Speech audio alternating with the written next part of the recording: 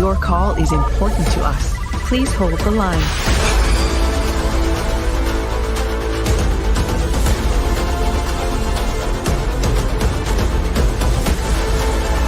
All operators are busy at the moment.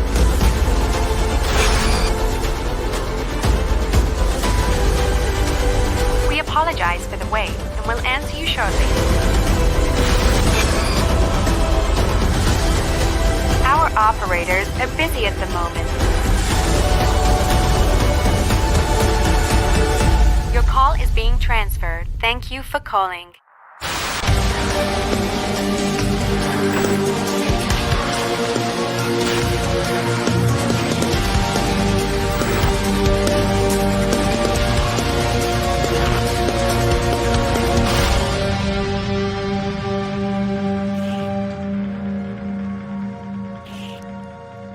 Hello, everyone. Happy Wednesday. I feel like we don't really do these on Wednesdays, but here we are, folks. Hello, everyone. Welcome back to the Hauntline. Today, we are addressing the elephant in the room, Fright Fest Extreme 2024 at Six Flags Magic Mountain. That's a mouthful. They got to work on that. Fright Fest Extreme. And joining me in studio today to discuss all the details about the event are Nico of the Entertainment Connection and Mr. E of TLEV Media. Welcome, gentlemen. Hey, how's it going? We're back. We're back. Here. We're back, baby. I'm back in California, too. So oh, he's back. I'm not doing this out of a hotel room, but hey, that was fun. I really enjoyed seeing where our rankings sat, man. That was crazy. Dude, yeah, we had to do that. Weather's nicer, huh? Oh my God! I stepped out of the airport and I was like, "Thank God!" Like it's like kind of cold. Oh my God! Yeah. It's been so beautiful. It's been beautiful all day. But yeah, gentlemen, today's going to be a very interesting episode. It's going to be a very interesting episode. We have a lot to discuss, all related to Fright Fest Extreme. They have had quite the past couple of weeks. We'll see how this weekend treats them. We'll see what happens, but I do want to get out a few things before we do get like super into it. First of all, I have not been to the event just yet. So full disclosure, I have not actually been able to be there, but I have been keeping a close eye on their journey, and it has been kind of rough. We'll discuss that in a second. Two, I trust Mr. E and Nico's opinions with my life, literally.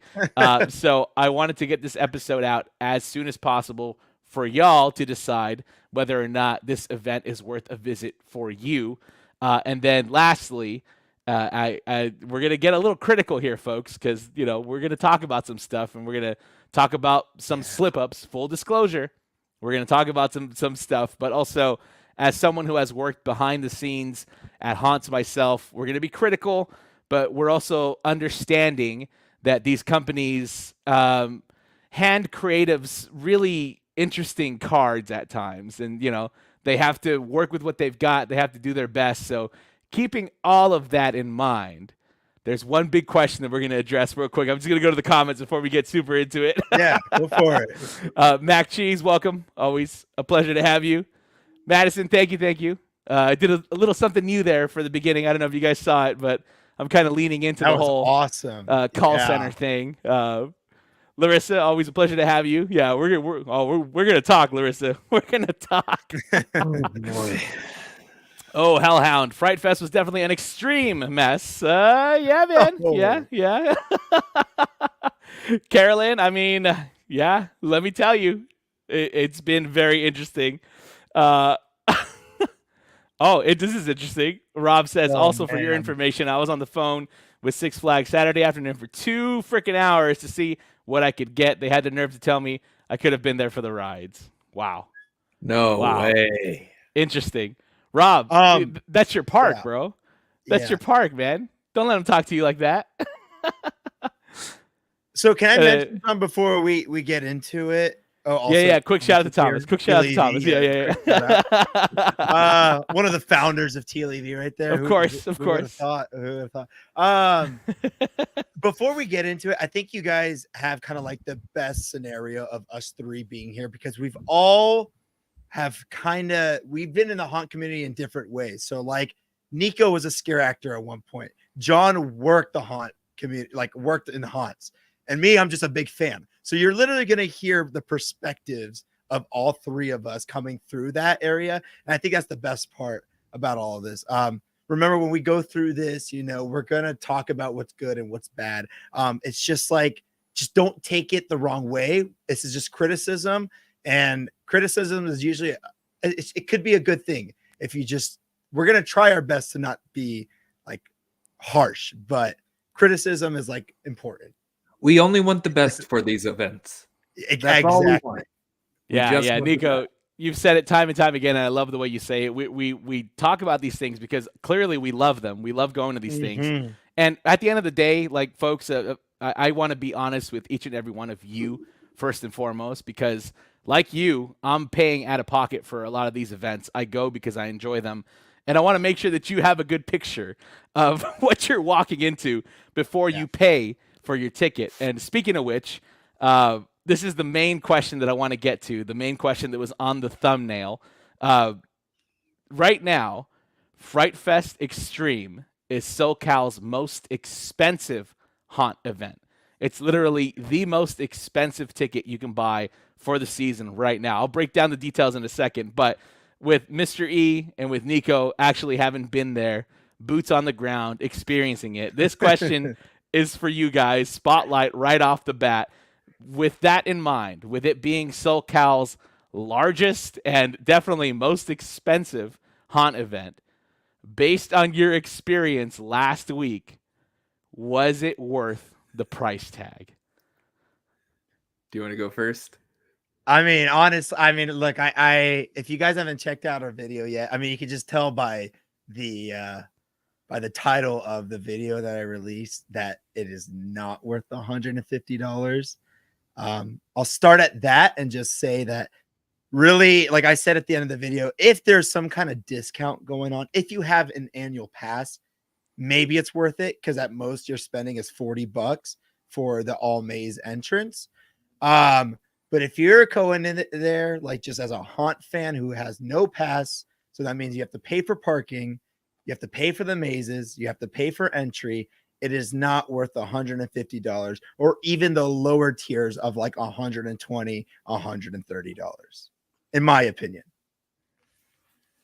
And Mr. E, you mentioned in your video that parking was $40. Parking is at Six Flags, and I don't know if it's because of their solar or because of where they're renting it. It is $40. That's like, nuts, dude. That's just how it normally is for like even if you're just going to Six Flags Magic Mountain.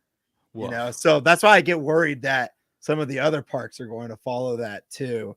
Yeah, $40 for parking is pretty nuts. Luckily, there is now shade, but for a very long time, for a couple months, $40 was for leaving your car to toast in the Santa Clarita sun.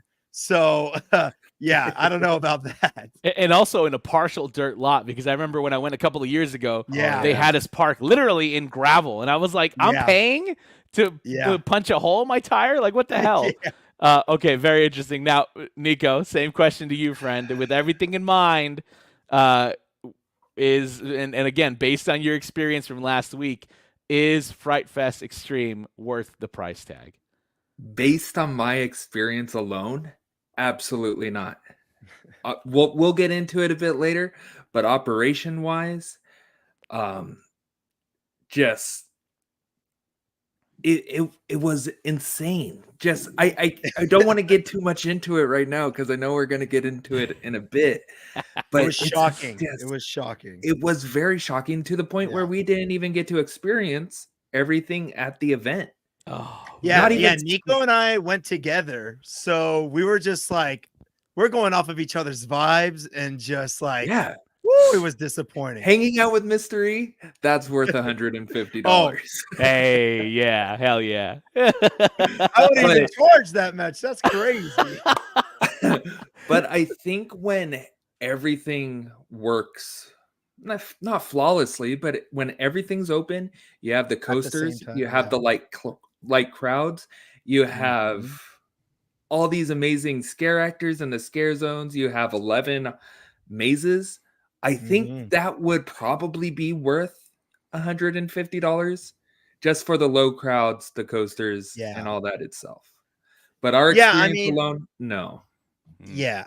To just add on to that, the thing is with these 11 mazes is that you can very much feel that they had to separate the scare or like split the scare actors into each maze because either there was low numbers of scare actors or just that's what their plan is. But a lot of these mazes are missing scare actors. I also watched some of our like theme park friends videos who got to do the other mazes, like the original or the legacy mazes that they're calling them. And in those ones, there's maybe 3 or 4, feels like 3 or 4 scare actors. At that point, you know, if you're focusing on like these new IPs, might as well just say goodbye to the legacy mazes and move everybody into these IPs. You're going to have some of the best runs probably. I will say Chris from the Walker Chronicles was talking to me about Willoughby's and how it was jam-packed with scare actors. Okay. And some of the best scares he had in a haunted maze. So that's interesting. Very promising. I wonder how they choose where the scare actors go. Yeah. And then if I could add one more thing, like I don't know if the budget was already set for this year before Cedar Fair and Six Flags merged.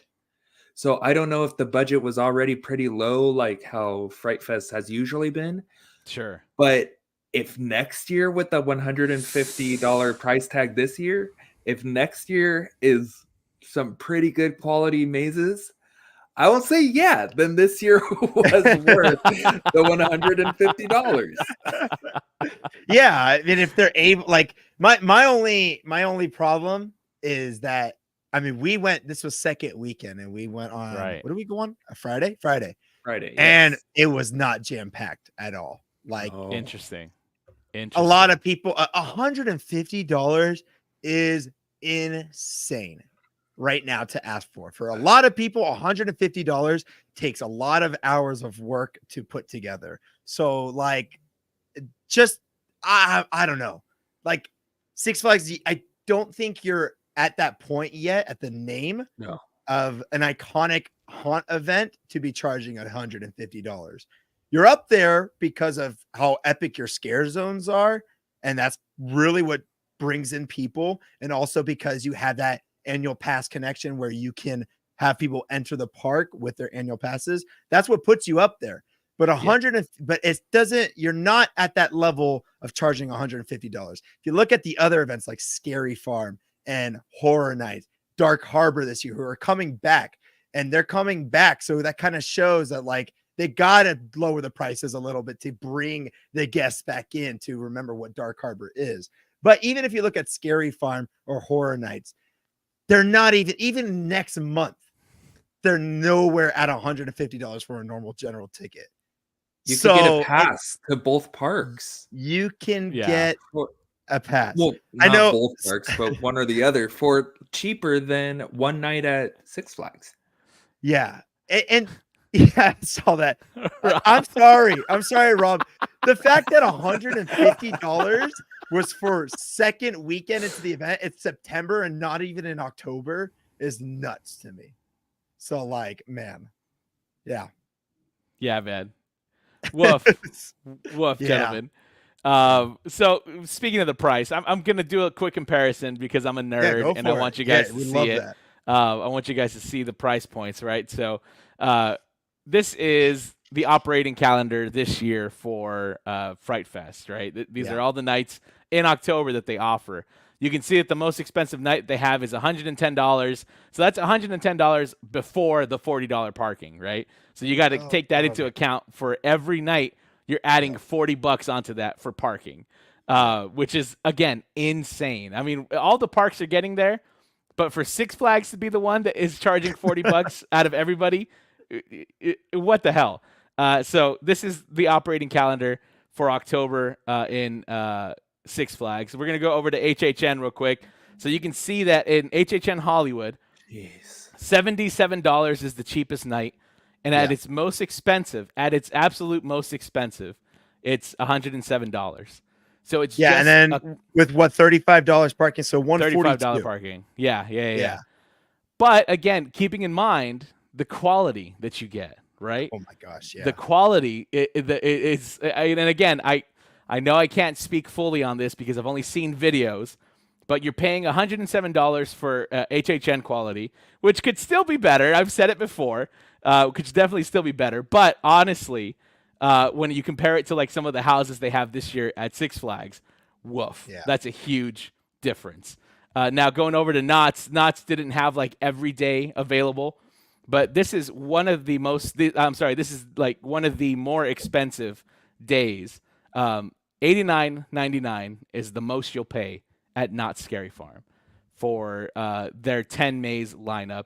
And again, this is before parking. And at its cheapest, it's $59. And then you look at Dark Harbor, at its absolute most expensive, you're going to pay $64. And at its cheapest, you're going to pay $39. So again, going back and comparing this to Fright Fest, where at its absolute cheapest in October, you're going to pay $85. That's asking for a lot. First of all, and this is probably what bugged me the most about what has happened these past 2 weekends, you're asking people to pay full price more than the other parks that have been established in SoCal for longer. You're asking people to pay full price, and your lineup isn't even fully done. Like, let me ask you this, guys, and for anybody that saw Mr. E's video on TLEV, y'all saw it in real time. But when you guys got to the park, what was the situation like? Like, what were you able to do right off the bat? What weren't you able to do right off the bat? Well, before we get into it, John, I have a question about these ticket prices. Do they also have at gate ticket prices? Are those higher up for Six Flags? They probably are, because every park, including Knott's, including Horror Nights, if you walk up to the gate, it's going to cost you more. So these are like the online discounted prices, right? So you're right, Mr. E. To your point, you're probably paying a lot more at the gate than what's online, and for how they're performing, which is pretty nuts, man. Pretty nuts. Anyway, sorry, I was just that was brewing in my head. Nico, you were saying? So when we got to the event, they did their opening ceremony, which was, it's always great. It's always a good time. Awesome. But we wanted to check out the new mazes. So first thing we did is we went over to Stranger Things. That was open. That was good to go. We did that. We had a blast. We had a lot of fun in there. Yeah. Then after that, it went downhill for a very long time, because besides Stranger Things, everything in the back of the park was closed. Oh my God. Army of the Dead and Aftermath Nocturnal Hunt both closed because their power source or their technical, I don't know. They were saying technical issues. They're saying they're every connected. freaking time. So if Aftermath closes, Army of the Dead closes. If Army of the Dead closes, Aftermath closes. Yeah. So they really need to figure something out for that one. I think we got into our second maze at like 8 o'clock almost, which was, we spent an hour and a half. We went a whole hour until we went into our next one. And we waited for Oh, John is buffering. We lost John. We'll keep talking. Go for it, Nico. When we got to Saw was closed and had a huge line. We waited like 5-10 minutes maybe, and then we started walking away, but then it opened up. Yeah. Then we head over to Trick or Treat, waited 20 minutes over there. Oh my God. For that maze to try and open up. Still a problem. We'll get deeper into Trick or Treat in a little bit. But then we head over to Army of the Dead and Aftermath, and both closed. We don't know when they're going to open. They're going to be closed indefinitely. Yeah. So it was just going back and forth between all those mazes, like pretty much waiting for those mazes to open up. Nico and I were debating. We're like, do we go up to Conjuring? And we're just looking up that hill. We're like, nope. We're not running up that hill this time. we're gonna wait. Wanted to ride West Coast Racers, but Oh, and then that was closed too. yeah. A lot of the coasters were A closed. lot of the coasters What? the night we went were having issues too, and it wasn't a windy night or anything. So you know what, Rob? Tell the people Yeah. at Six Flags that's bullshit because a lot of the coasters were A closed. lot of them were closed. Jeez. Yeah. Okay, real quick. I see a Go for it. burning Go for it. question in the chat here. Jesse wants to know, would you guys recommend going to Fright Fest at least once with buying the Fright Fest Extreme admission ticket? I have an answer, but I want to hear it from you guys. Jesse, if they do something like Horror Nights where they do a discount, like $10-$20 discount, and then if you can go on a Wednesday, I don't even know if you should go on a Wednesday, to be honest. I don't know who will be there, to be honest. Maybe go on a Wednesday. No one will be there. Yeah, but it'll be a lot of just walking through the scenes and not many actors. But if there's a discount, then yes. If there isn't a discount, I'd wait. To be honest, Jesse, I'd wait. I'd wait until either really deep into the season where they have everything figured out, or just until next year. Because I'm pretty sure, well, actually, I don't know if I can say that statement, but I believe those IPs will come back next year. So That'd be very interesting. I would say if you have a good group of friends to go with to make things fun, I would check it out at least once. If you got the funds, then go do it. Yeah. Yeah, and Jesse, I agree with Mr. E. I would wait a little bit until they could figure out, all these technical issues that you guys were chatting about, because I would hate, again, it's already happened to people. It happened on opening night. Yeah. It's happened on the second weekend. It may happen this damn weekend too. I hate the thought of people going there, spending hard-earned money just to be turned away from the houses, which is nuts. All right, gentlemen, sorry. Yeah, continue. Mind you that when we went on Friday night was the media night. So media night is when you're supposed to have everything ready to go. Like, that's usually what it is, because and we're only the ones that were supposed to film. So that when these people are coming through with the camera, they're going to film everything and react to everything. Right. Including the fallbacks and what happens. So come on. Like, it's got to be ready for media. Frustrating. It's frustrating. But again, Six Flags, I want the best for you. I want you guys to thrive. I want you to really hold that badge of biggest Halloween event and just be fucking badass. Yeah, that would be awesome. But now with Cedar Fair on board, Cedar Fair, we need you to give Fright Fest Magic Mountain money. And a kick in the ass. A swift kick in the ass to to get it going. You know what I mean? Yeah. Larissa, great point here. It's so weird. Fright Fest acts like they've never done a haunt before. It's so funny, man, because it really is. This performance so far in this 2024 haunt season is incredibly reminiscent to somebody who's putting this together for the first time. You know what I mean? It's very weird. And this is kind of like a historic thing for Fright Fest now. They last year had trouble opening Saw and The Conjuring on time. Yep. The year before that, they had trouble opening Truth or Dare on time. So it seems like every year they kind of have these issues, and yet this year they decided, hey, you know what? Let's add on 3 more houses. It's like you have homework to do, right? And there's a deadline. And you're like, oh, I'll get to it at one point. You say that, and then you don't get to it until the last minute. And then you're like, okay, I'll never, ever do that again because I hated how that felt and all that kind of stuff. But then you do it again because you're just a creature of habit. So, that's what Six Flags did. Oh, man. Oh, Six Flags. And it sucks, too, because it's like, Nico, to your point, I when they announced their IP lineup, I was so excited. I always want these things to rock. I always want these things to knock us on our ass and be super cool, especially because when it comes to IPs, big intellectual properties like Stranger Things, like Trick or Treat, there isn't a ton of competition for Horror Nights Hollywood in that realm. 1 year we had Warner Brothers Horror Made Here. That was the 1 year where I was like, oh, dude, or 2 years, I guess, technically, where I was like, oh, man, here they come. They're going to knock HHN off their IP throne.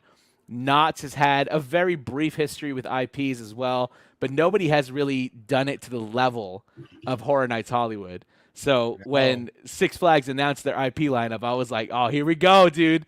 The IP wars have begun. But unfortunately, it doesn't seem like they it's not really much of a war here. Oh man, it's the little brother, dude, who wants to be like the big brother. A little pat on the head. A little pat on the head. By the way, I don't know what happened earlier, folks. I dropped off for a second. I'm glad that the stream was still going. We got you. Yeah, it was really weird. I just like disappeared. I think it's Six Flags it's Mr. Six himself. He's trying to end this stream. Speaking of Mr. Six, where was he, man? Where was the zombie Mr. Six? Where was right. he? Oh, but maybe he was in the park. We just weren't able to see him because technical difficulties. Yeah, maybe. I don't know. Oh man! Oh, Brown Zombie. I think Horror Made Here was way better than HHN. Woo, they definitely sick. came in hot, man. They put came it in real fight. hot. Yeah, the event was good. I think it was a lot better in our minds because we had no expectations for that event. That's fair. So everything was like, what the hell? yeah. But I will say, I think their Freddy versus Jason little walkthrough was so much better than any Terror Tram that Universal has ever done. Ooh, Dowdy. Oh, the Camp Crystal Lake Dowdy. thing? Yeah, man. I agree. That was the coolest. It was literally fucking Camp thing. Crystal Lake. It was amazing, dude. Jason That's the coming out of closest the thing. water. Oh my god! Yeah. Just in the forest, man. Just like walking around in the forest and seeing that motherfucker coming at you, like that is the closest you'll ever get to being in the actual movie. Yeah, that was amazing. That was amazing, man. Six Flags hears us talking shit. Yeah, I think that's exactly what happened. Constructive criticism. Yeah, exactly. Oh man. Ariana says the event as a whole was just okay, but the mazes and scenic were fire. Yeah. I mean, again, solid like year one, I think. And had they kept going, I think Horror Made Here. The thing is with Horror Made Here is they had a lot of people who work in like the film industry working on the mazes and stuff like that.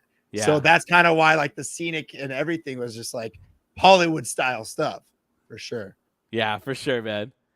All right, I'm going to try to add my slides back in. There we go. Hey, look at that. There it is. You can't take us down, Six Flags, even if you try. No, we're back. We're back. We're back, baby. All right, gentlemen. I do want to go into the 5 new maze offerings that are at Fright Fest this year. But before we go into that, are there any final thoughts you have for kind of this portion of is it worth it to go to Fright Fest Extreme?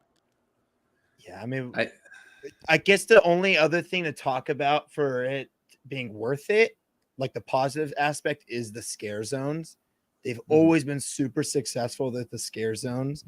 Okay. And like with the Oz scare zone this year was a great addition. The storyline over there is so freaky, but also how all the scare actors are talking over there.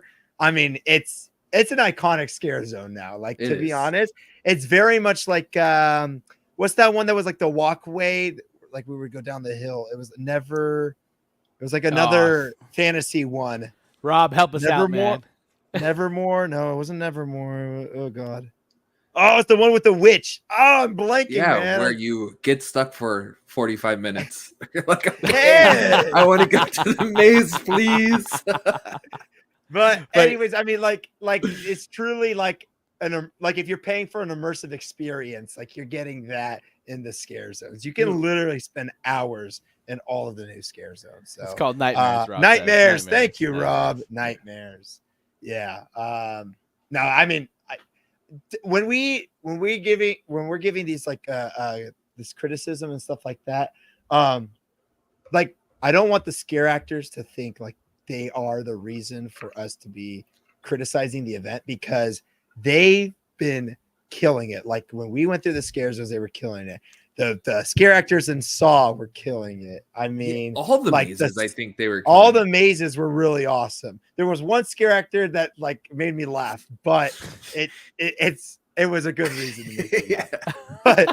But everybody else like was killing it with what they were able to work in the space they were working in. So yeah.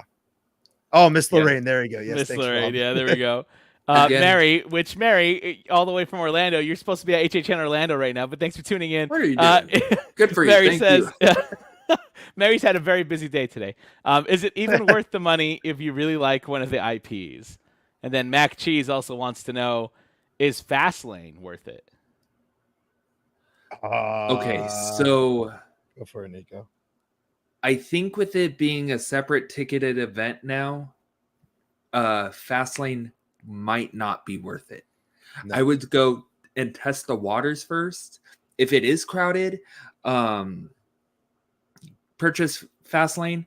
But by 9 o'clock, there was maybe a 5-minute line, and that was for Aftermath. When we went up to Conjuring, no line. Whoa. No lines Yeah. anywhere. Whoa. Except Well, look, I think a lot of people left when a lot of the IPs were not open at the beginning. People were like, Maybe. I'm not Maybe. waiting 2 to 3 hours.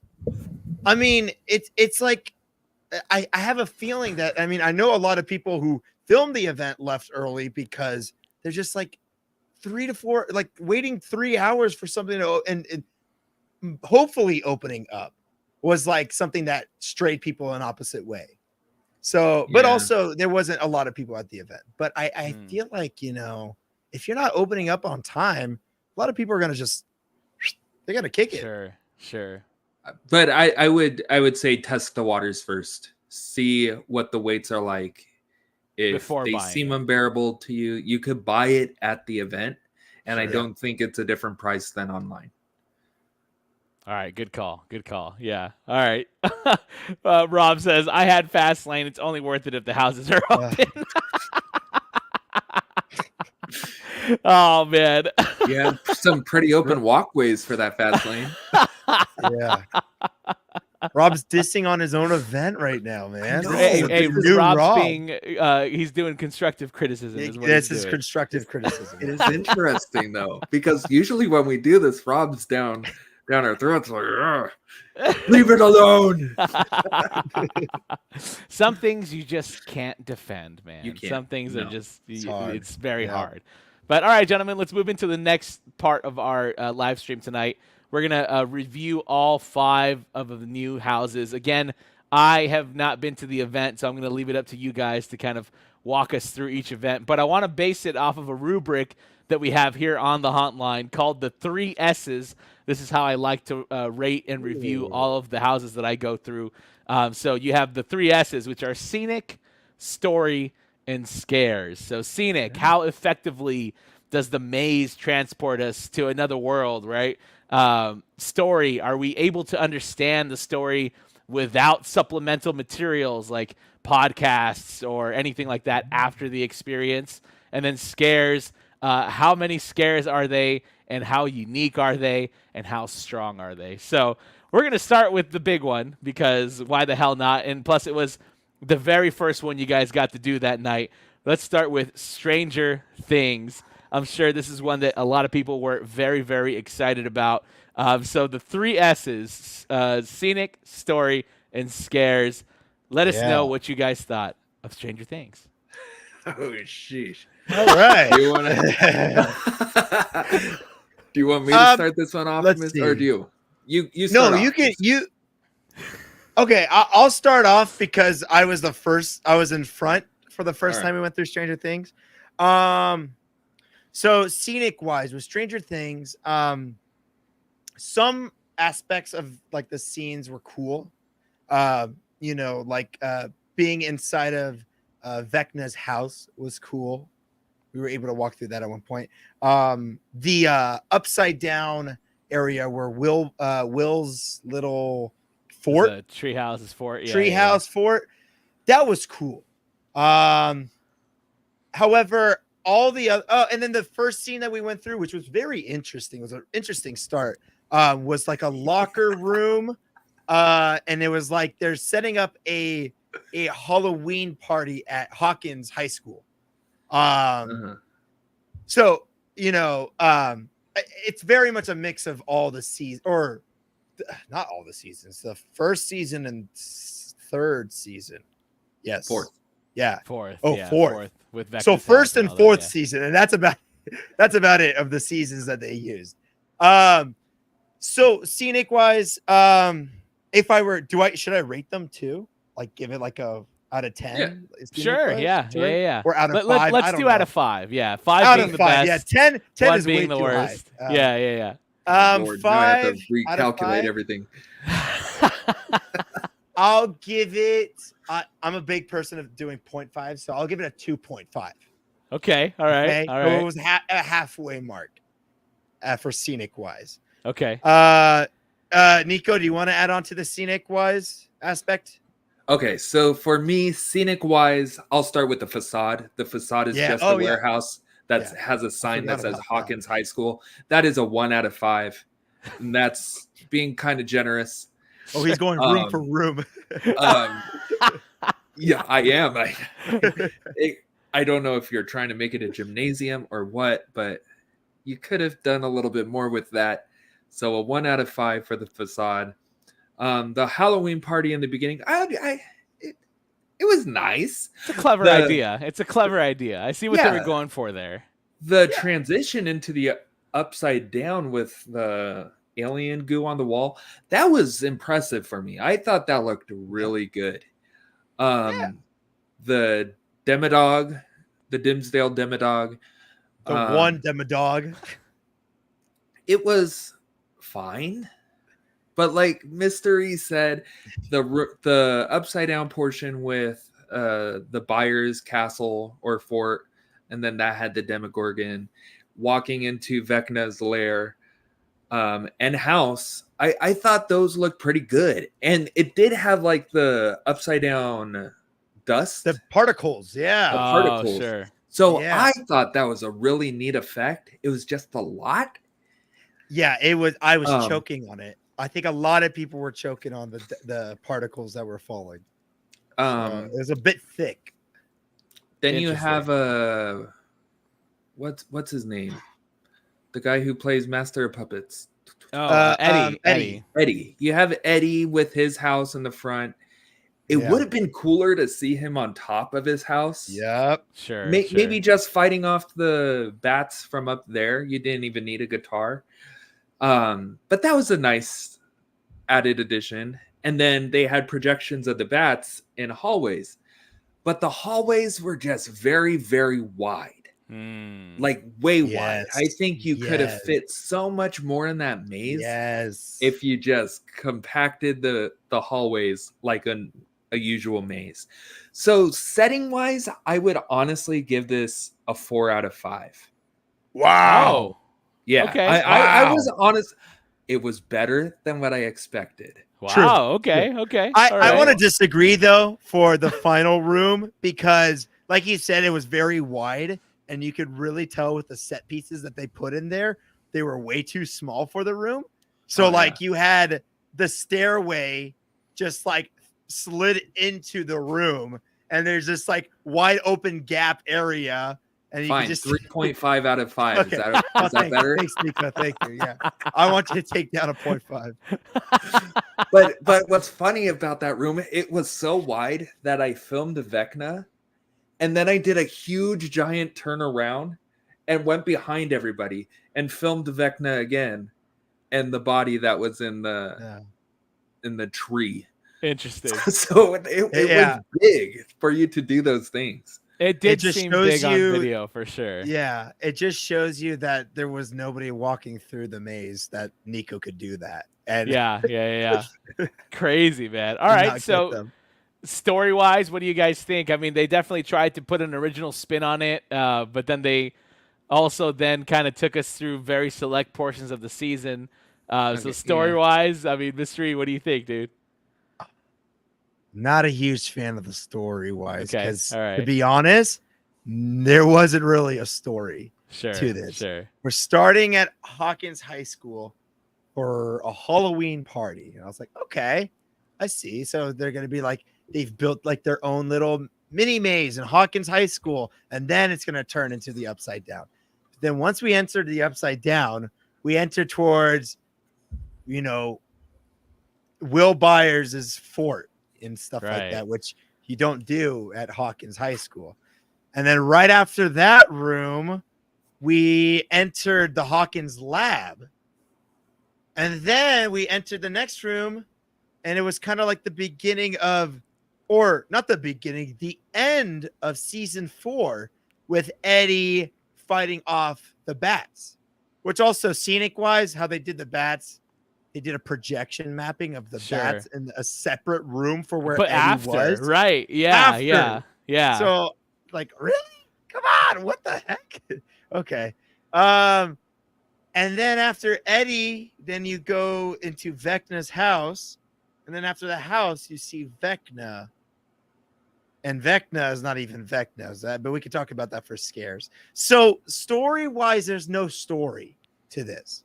And I remember them talking about, like, at Midsummer Scream, that they were gonna all these IPs, they had the freedom to kind of like create their own stories, or at least that's what they made it seem like.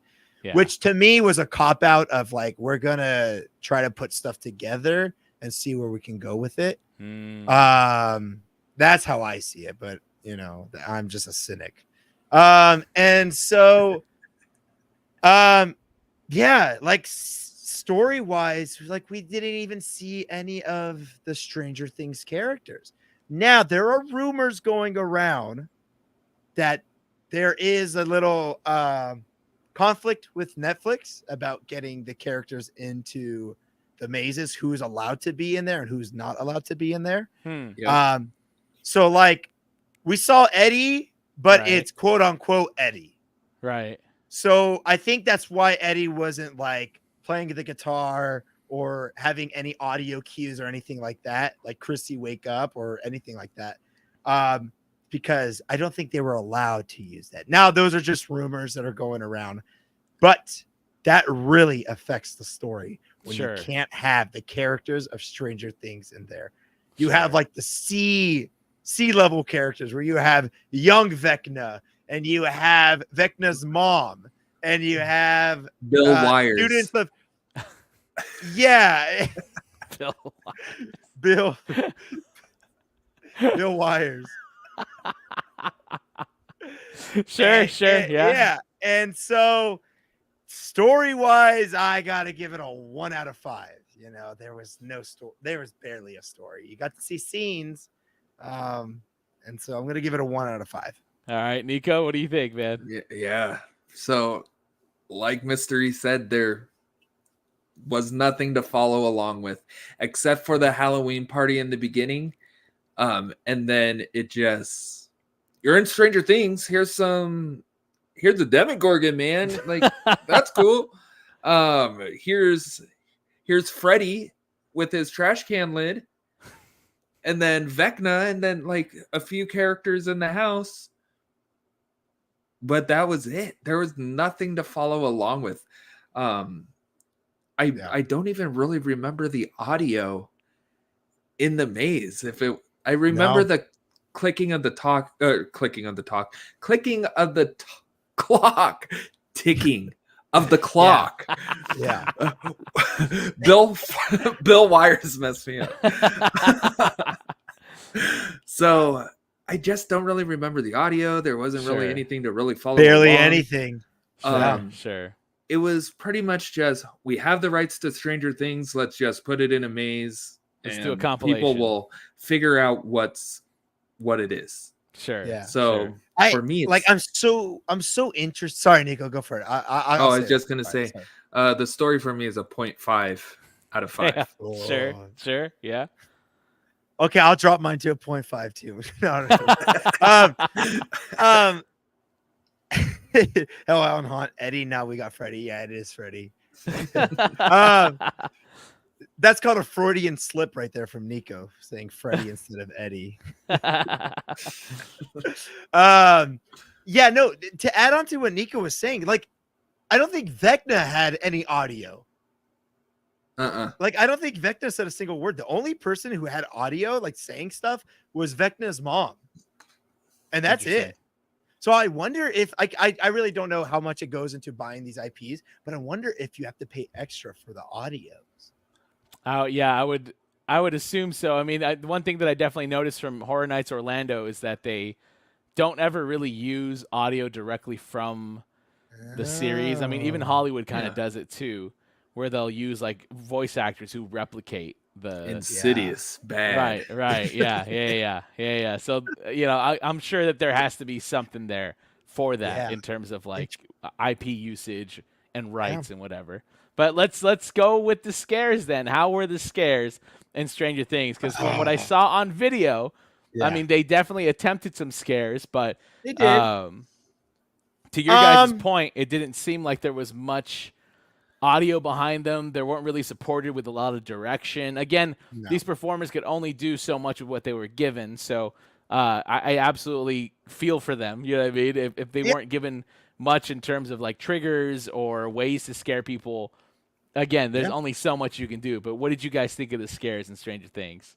There were some moments that they were pretty solid scares. If you're not expecting it. So like right at the beginning, you have two students that are kind of running at you, one from opening up a door and running at you, and another one hiding in a corner with a pumpkin mask.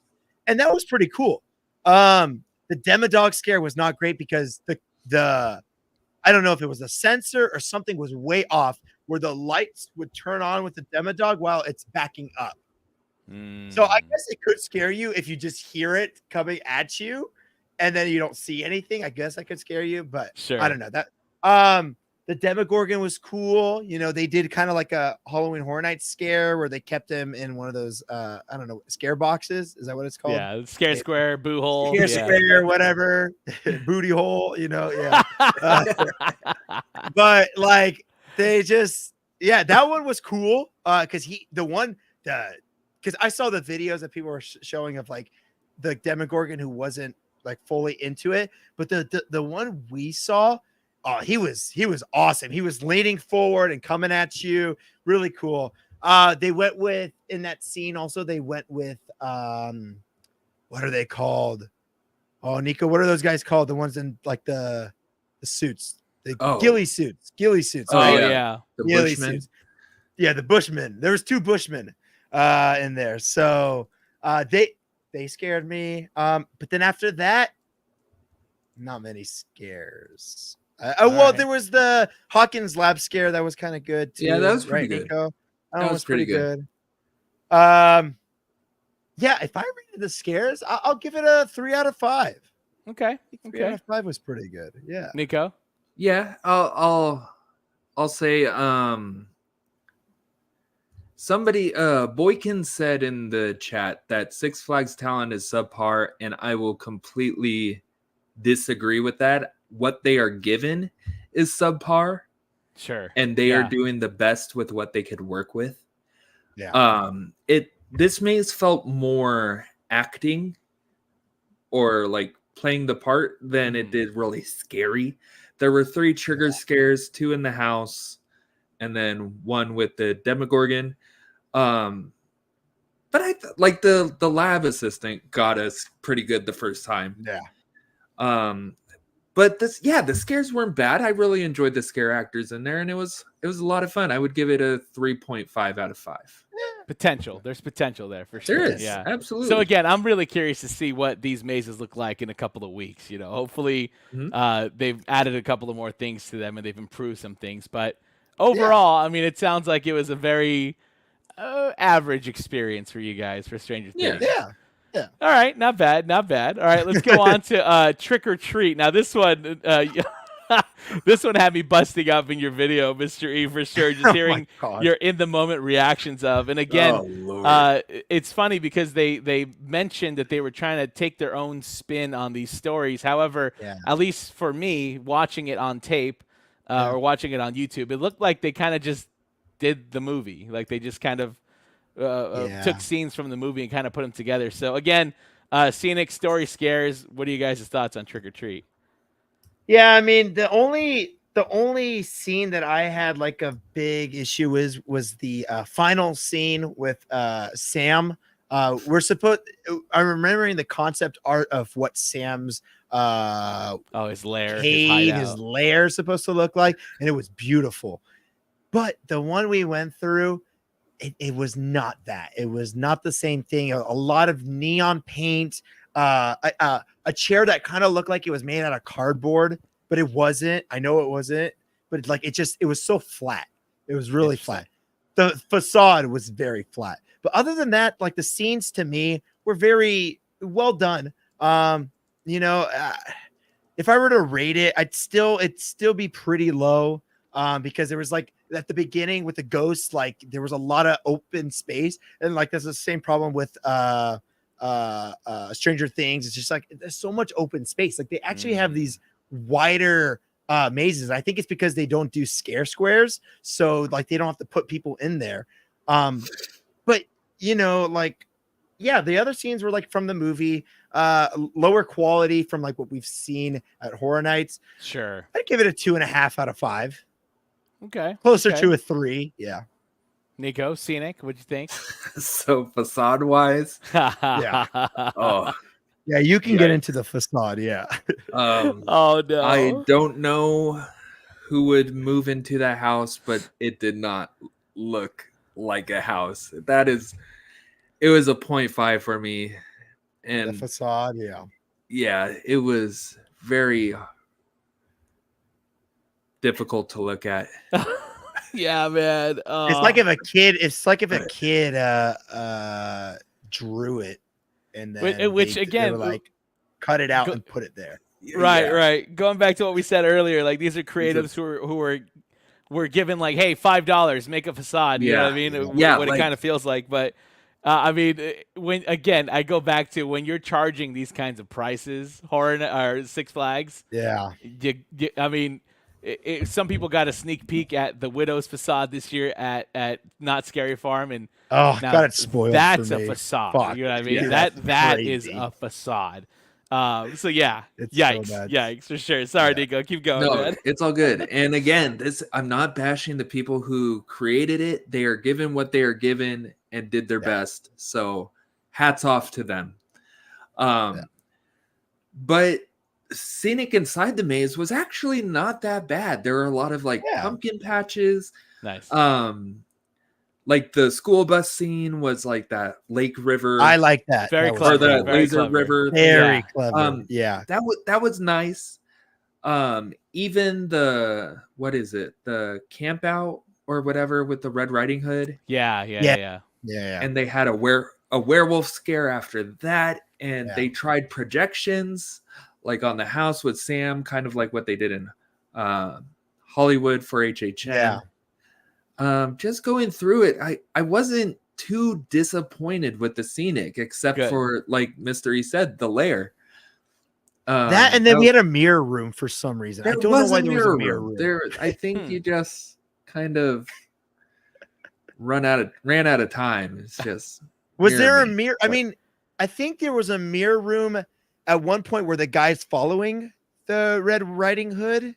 Was there not? Maybe not. I might be getting That it sounds confused. familiar, dude. That It sounds sounds familiar. yeah. I could be Even getting so, it. that's in the wrong spot. But that's another. That's the next thing. But yeah, it wasn't too bad. I'd give it a 3.3 out of 5. Yeah. It wasn't terrible. You said 3.3. Whoa, we're getting 3.3. okay. Shit. Yeah, man. All right. I gotta put the point whatever in there. Yeah.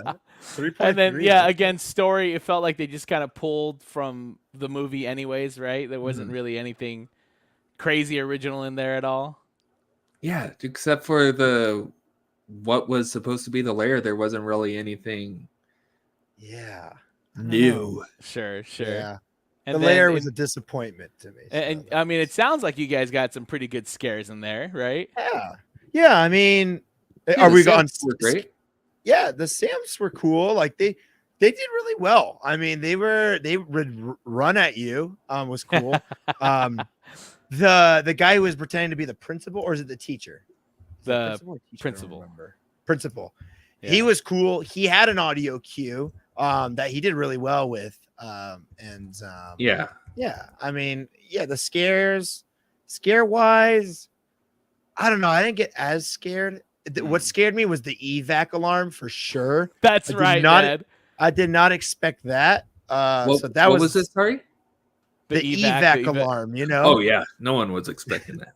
No one was expecting that. So, yeah, scare wise, the lake scene got me. So that was cool. I'll give it 2.5 out of 5 for the scares. Okay, all right, Nico. Yeah, so the scares were great. They had a lot of good trigger scares with Sam.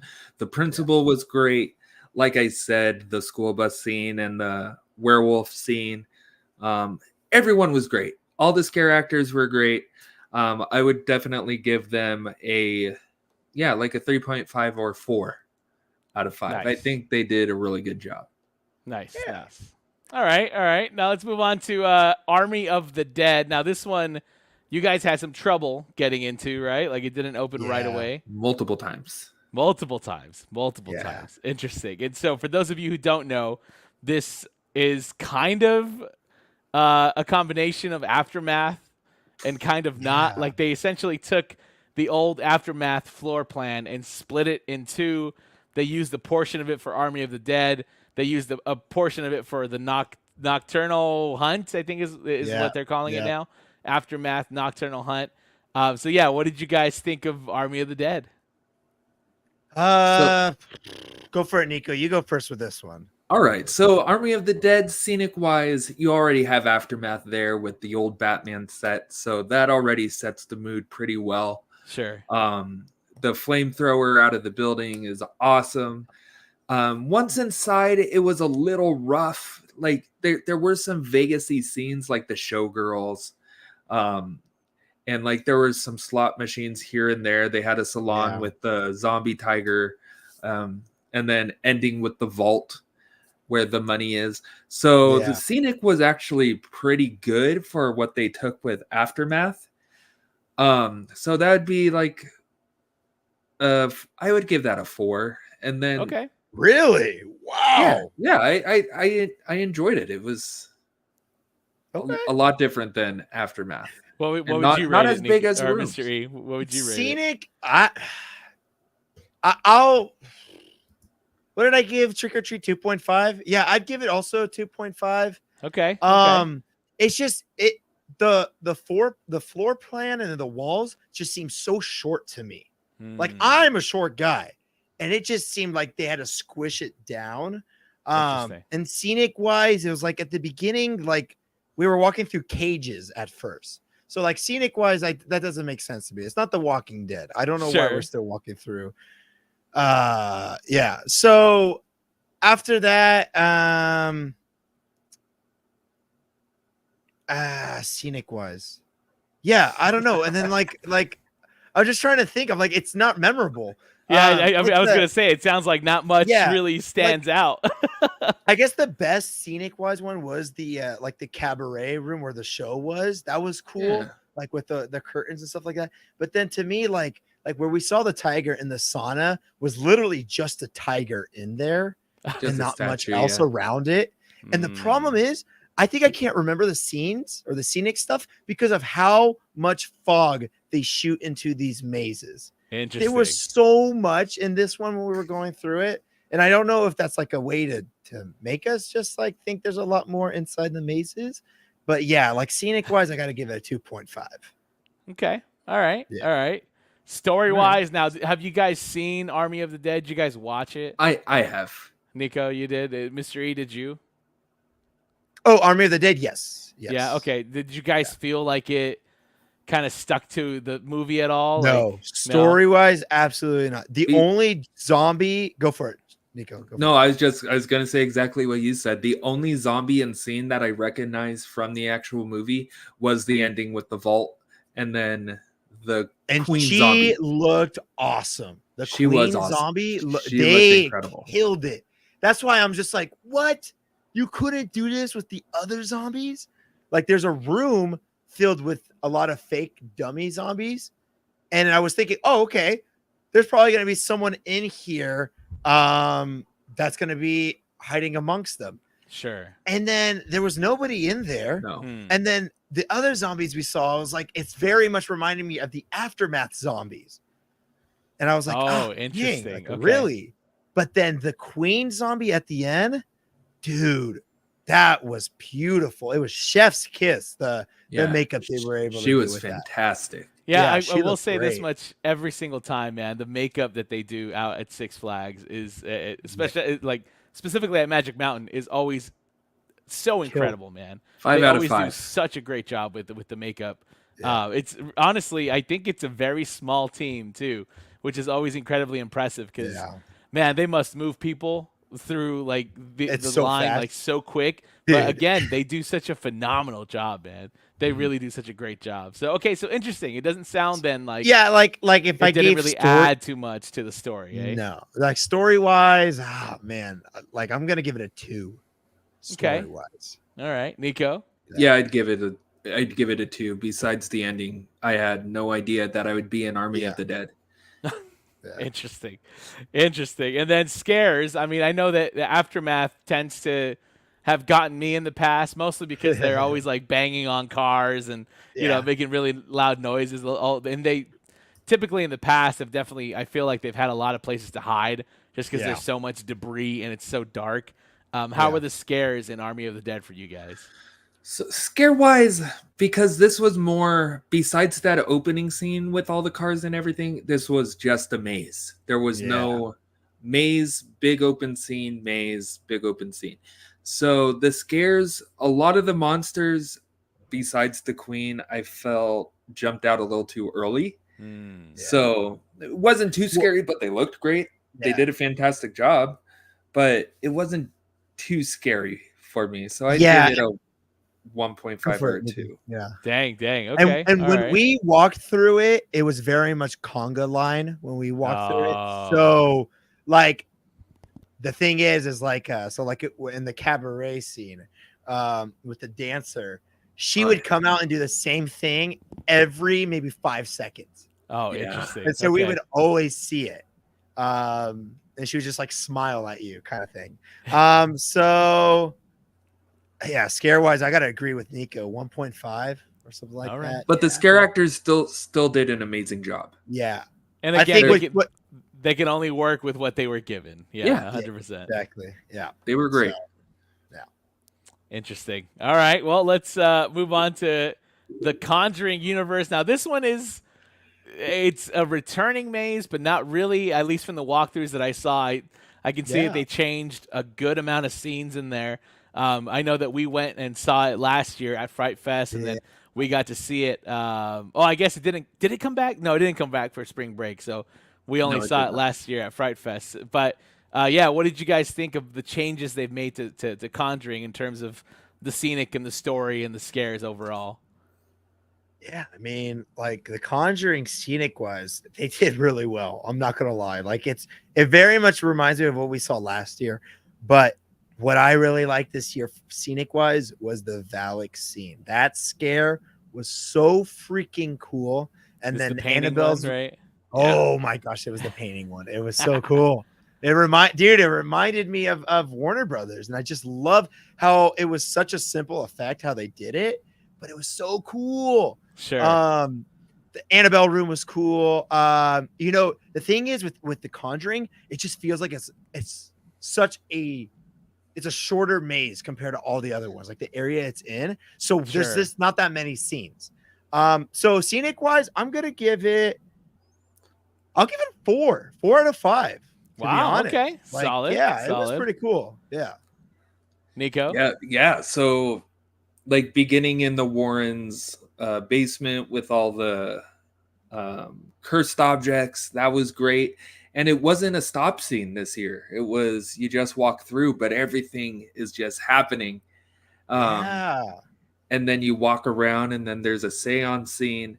That's right. Yeah, that was a clever little new addition. Although I do wish that they had some sort of audio trigger or something for her when she like reaches out, or maybe she says Valak or something. Yeah.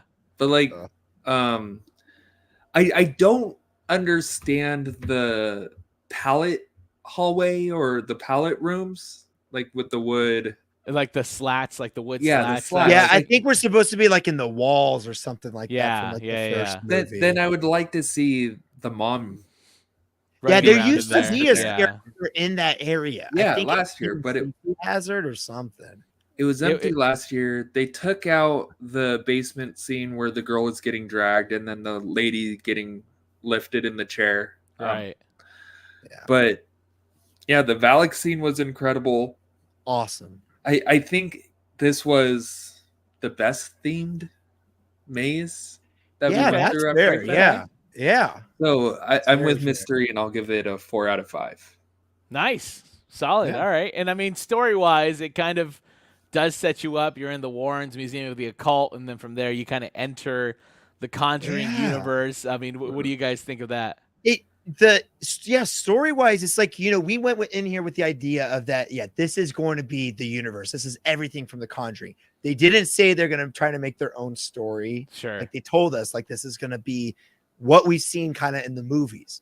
And we saw that. Some of these things, we saw the Crooked Man. Like, we didn't see the Crooked Man, but we saw that would have been cool though. The footage of him. Right. I think they had an idea of bringing him, but maybe just not costume didn't come in time. So maybe in the future, who knows?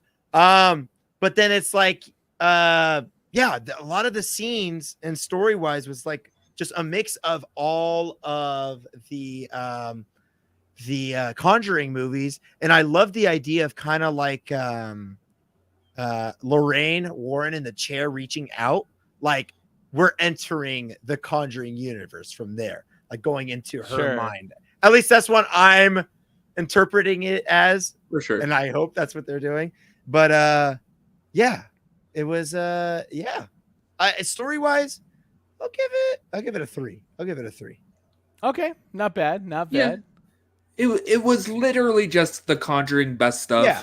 Sure. And I think that was the point, right? The greatest hits. Yeah. So I'm not mad about it. The maze is literally called the Conjuring Universe. There's no emphasis that there should be a story or anything.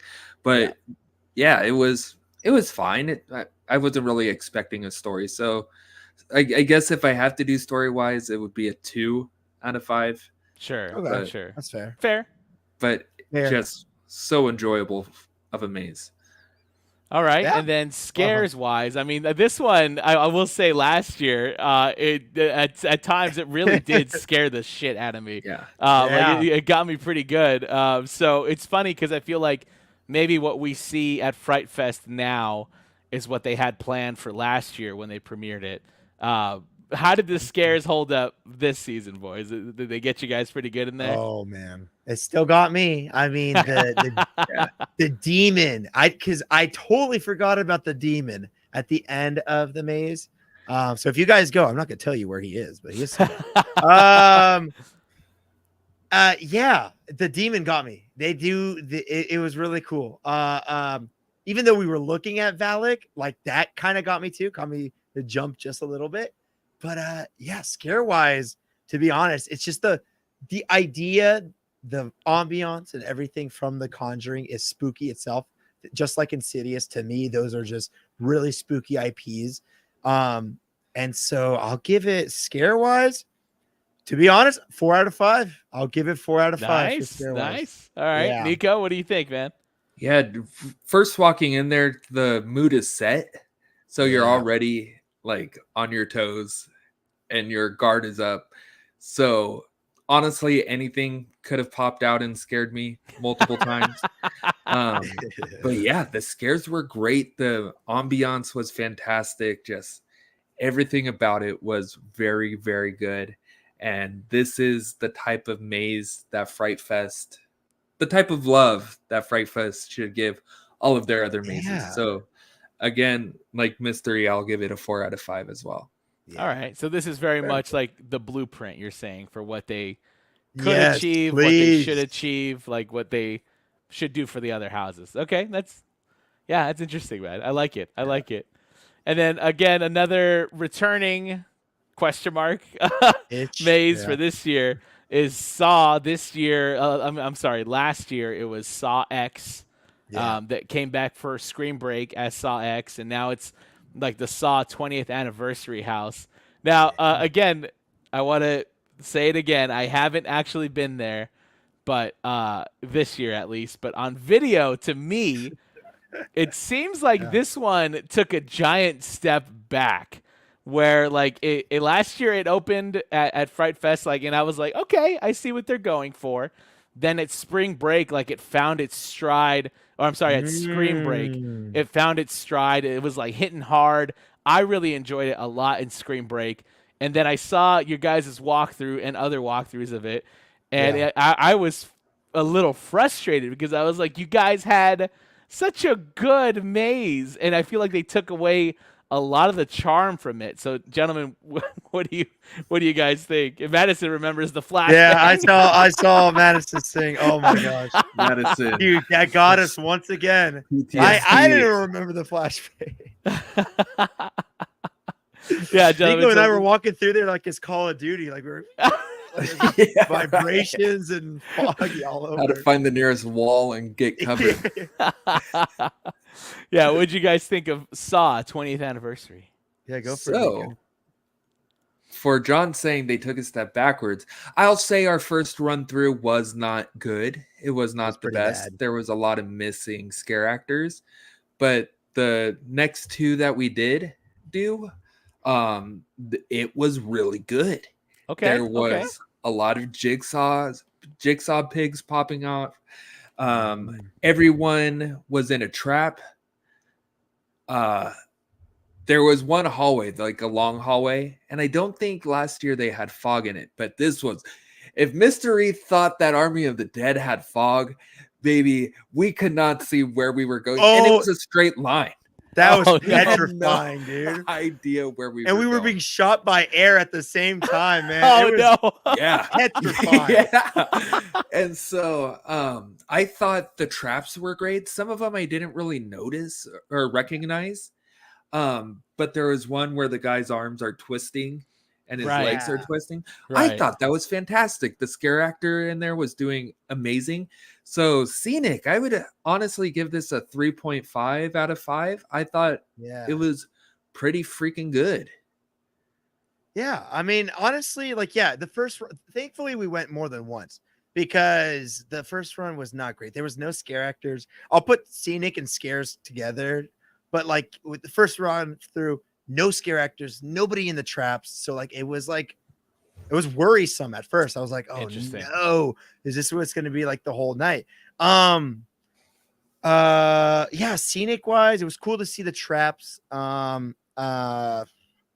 don't know. Like my only thing is what I don't like is that, again, it's something I'm just noticing more and more, like when we talk about them, is that they just have so much space in these mazes, and they're barely using the space. Right. So like this time when we walked through that one scene that like Plague Production created from the first movie, it's so big, but then we only saw one scare actor in there. And it's like, and I remember from the previous year where we had both scare actors, right? Really they were cool. interacting with each other, and they were like, and it was actually them talking too. So that was cool. Now, to be fair, Plague only worked on like the scenic elements for that, like the wall stuff. Right. But I just want to make sure to clarify that. Yeah. What I mean is just like there's just so much space, but Six Flags is not putting the amount of things that need to be in there, like the scare actors or more set design, or like mainly the scare actors. Honestly, like it doesn't matter. Just have Jigsaw either getting up from the ground, like in the movie, or have like the pig Jigsaw run out. Who cares? Right. Like just add more into there scare wise.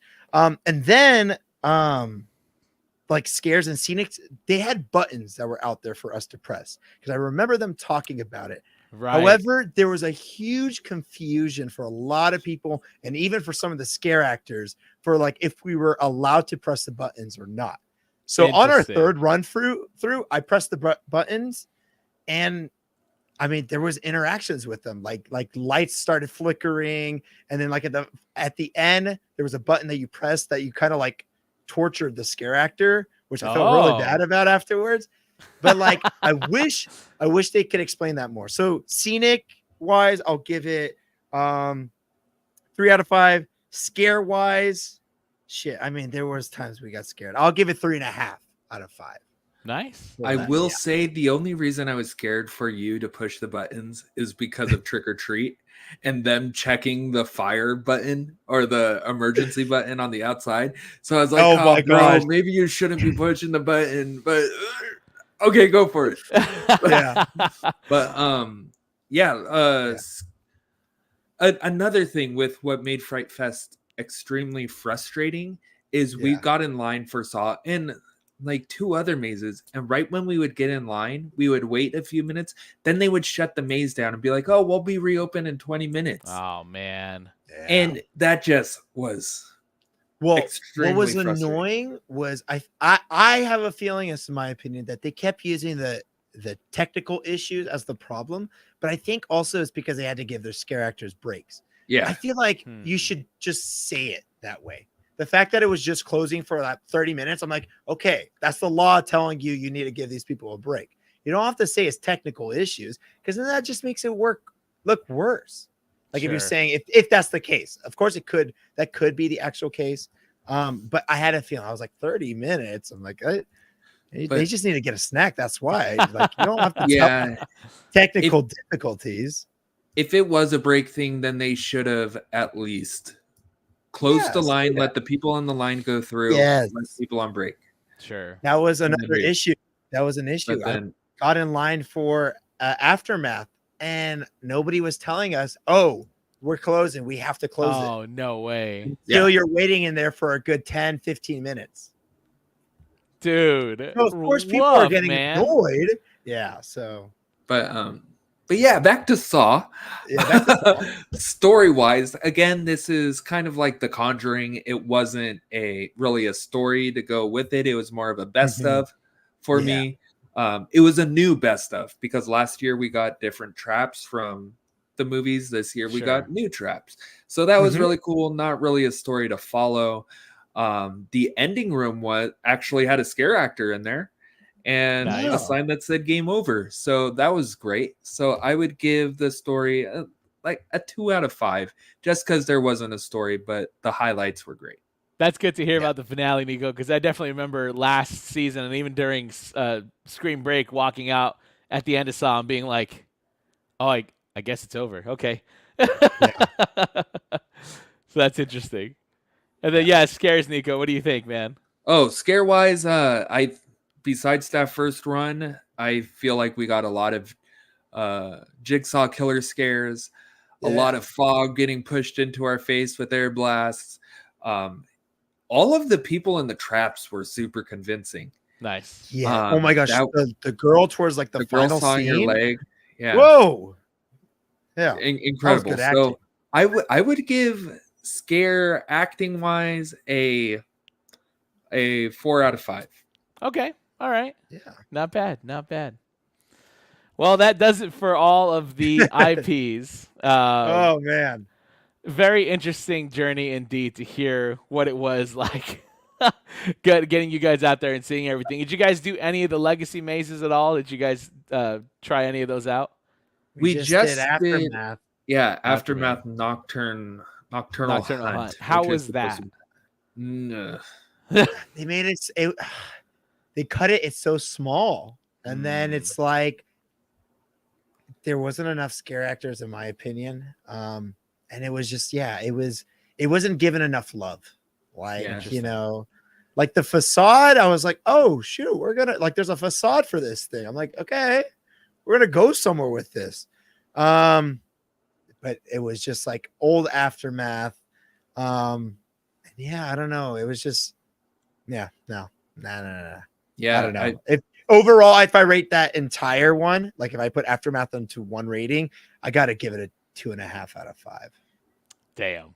I'll say, like just to make it quick, Scenic 2, there wasn't really anything to follow. I don't even know what the monsters were supposed to be. Story 1, no idea what was happening. I'm walking through this city landscape with some weird scarecrow type monsters, and then all of a sudden I'm in green oozy walls with egg sacs, and then it's over. It was so confusing. But I will say the scares were like a 3.5 because Okay. Yeah. the first time through, they got myself and Mystery good a couple times. Like they Yeah. were hiding under cars or by cars. They did pretty well. Yeah. They did a great job with what they were given. But just There's one guy at the end though, like it was pretty funny. If you go see our video, like there's this guy who's screaming at Nico and I, and we're like, okay, we're gonna get out of here. And right at the end, there's this guy who goes, "Wow!" And like I was cracking up afterwards. Because it's like you're getting the craziest of screams up here, and then you just get like a little boo at the end, man. I was like, oh man, but I'll give credit him to props, everybody though. who was working in there. Yeah, he was trying. He was giving it his all. Okay, man. well, maybe. Maybe he was giving it a good effort. There we go. Okay. So I think the key takeaway for tonight, folks, is that if you're gonna go to Six Flags Fright Fest Extreme, presented by Snickers, maybe go on a cheap night. Maybe if you're a pass holder, that's probably the best deal. I know, Nico, you just recently got the pass for Fright Fest, right? Yeah, Mystery and I both got. We might that make membership. visits just for the scare zones or something, man. Sure. Yeah, I think it's Yeah, worth that's it at least to go back. I myself am probably gonna wait until like October. It's That's gonna a be a great little bit idea. more expensive, but I think I kind of hate that I have to do this at a professional haunt, at a theme park haunt, but I'm gonna wait until things are done, until they got things a little more perfected, which is a wild thing to say, especially considering how much I'm about to pay for one of these tickets. But yeah, honestly, again, we said it at the beginning. I'll reiterate it again right now. If anything, we're wanting Six Flags to be phenomenal. We're wanting them to be great. We're wanting them to give Horror Nights hell, to give everybody in SoCal hell. We are very lucky that we have a lot of heavy hitters here in Southern California. Yeah. And I do wish that Six Flags get to the point where they kind of solidify their spot in that realm with the other heavy hitters, because they have great performers, they have great makeup artists, they have great people working there behind the scenes, and I think they deserve more help. They deserve better conditions, and I think, again, if they play their cards right, Six Flags Fright Fest, especially with the addition of the IPs, could end up giving events like Horror Nights a run for their money. But Absolutely. they just got to get a few things tweaked out. They got to get a little bit more money sent their way. And yeah, I will report back, folks, when I go. Hopefully we can all go together so we can see what's up. Yes. If you want some free parking, I'm your man. Yeah, we got that free parking for you, John. Good, because I definitely don't want to pay $40 for parking out there, man. Yeah. But yeah, gentlemen, any closing thoughts about Six Flags Fright Fest Extreme? Look, I mean, no, I don't really have any closing thoughts. I'm gonna be honest. I'm gonna keep my mouth shut. So this year is not Six Flags' year to surpass any of the other haunts right now. Well, okay, I can't say that because we haven't done all the other haunts yet in SoCal. But if it's competing with Horror Nights, this is not the year that will be like, oh, okay, hold on, there's some competition here. So, you know, Six Flags, what I've noticed, though, is with the IPs you've had for consecutive years, like Saw and for Conjuring, it does seem like they've improved over time. Okay.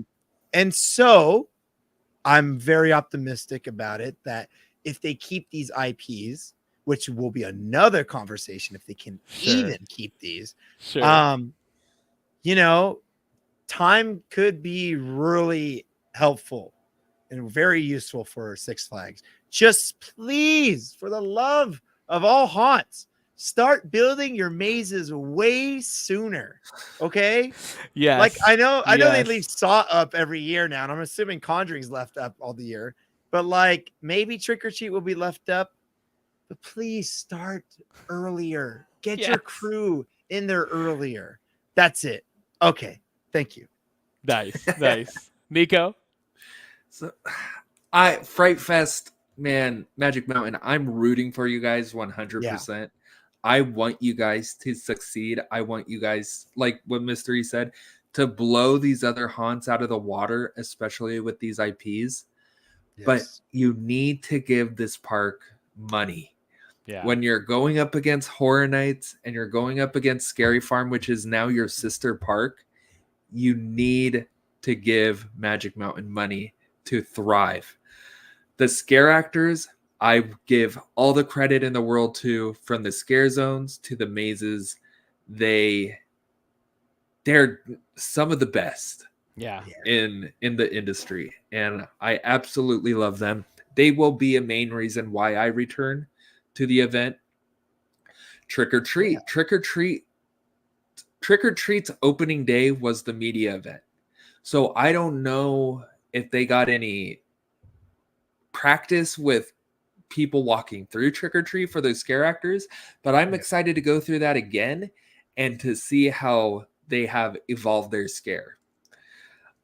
Besides that, with everything operating and all the scare zones and all the scare actors and everything, I think it's a super fun event, and I enjoy returning each year with you two, and I honestly can't wait to go back again this year and to eat my own words.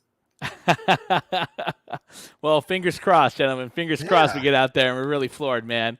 So I think that's going to do it for our episode today. This weekend, Dark Harbor, LA Haunted Hayride. Tomorrow, Not Scary Farm, baby. You know we're going to be out there having a great time. I hope to see some of you guys out there for sure. Lots to talk about still in the haunt season. We're going to try to squeeze in as many live streams as we can, review as many of the events as we can, and go from there. Because honestly, we are just getting started, and I'm super excited to see what the rest of the season holds for us. Mr. E, where can everyone find you, sir? Yeah, I mean, social media and YouTube is TLEV Media, all across the board. If you guys want to go check out our newest video about the event with our constructive criticism, you can go do that. It's not that hard to find, so it's up there. And yeah, I mean, we'll be at Scary Farm tomorrow, so if you see us, say hi. I feel like this trio will at some point be all together tomorrow, so it's going to be a freaking blast. And thank you all for joining us. Hell yeah. Nico, Entertainment Connection, where can everyone find you, sir? Yeah, you can find me at Entertainment Connection for the more family-friendly content that you love. But now I am working with John over at the Hauntline, making some content for everyone. Going to be hopefully posting some walkthroughs of the Horror Nights mazes soon. Or all mazes in general. So yeah, that'll be fun to do. But yeah, Entertainment Connection, family friendly content, Hauntline, super scary, spooky stuff. And Kevin, to your point, SoCal Haunt List. They're always a great resources for all the smaller haunts. I know Santa Ana Haunt is going to be at the Garden Walk, which is pretty exciting. They're moving on up. Yeah. I'm actually going to be in town for Halloween this season. In the past seasons, I have not been in town, so I've missed out on a lot of the smaller haunts because they're usually only open, like 2 or 3 nights out of the year. But I'm going to try to hit as many as I can this year. One of our most successful videos was a home haunt, small haunt, yard display video, and I hope to replicate that success. But there's a ton on the SoCal Haunt List. Be sure and check them out.